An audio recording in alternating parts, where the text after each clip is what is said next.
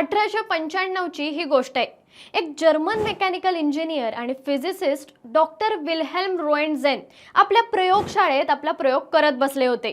ते कॅथोड रेवर प्रयोग करत होते आणि त्यांच्या गुणधर्मांचा अभ्यास करत होते। यासाठी त्यांनी क्रुप्स ट्यूबचा वापर केला, जी एक व्हॅक्यूम सील्ड काचेची ट्यूब असते ज्यातून इलेक्ट्रिसिटी ही पास होते, ज्यामध्ये पॉझिटिव्ह आणि निगेटिव्ह इलेक्ट्रोड जोडलेले असतात।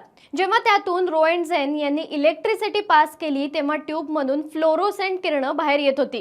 ती किरणं अडवण्यासाठी म्हणजेच रिफ्लेक्ट करण्यासाठी त्यांनी एक समोर कार्डबोर्ड ठेवला, पण ती किरणं रिफ्लेक्ट न होता कार्डबोर्ड पार करून त्याचा प्रकाश इतर गोष्टींवर पडला।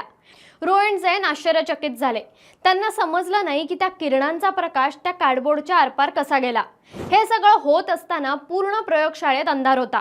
त्या निघणाऱ्या किरणांचा कोणता प्रकार काय आहे हे न समजल्यामुळे त्यांनी त्याला एक्स-रे हे नाव दिलं। विल्हेल्म रोएंटजेन यांनी त्याचा शोध लावला होता। याचं महत्त्व काय आहे हे त्यांना सुद्धा माहीत नव्हतं।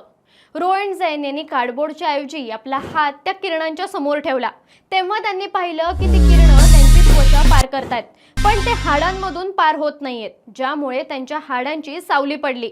रोएंटजेन यांनी अनेक दिवस प्रयोगशाळेत काम करत एक्स-रेवर संशोधन सुरू ठेवलं। ते विविध धातू, वस्त्र आणि रबर यांचा वापर करून एक्स-रेला पार करण्याचा प्रयत्न करत होते।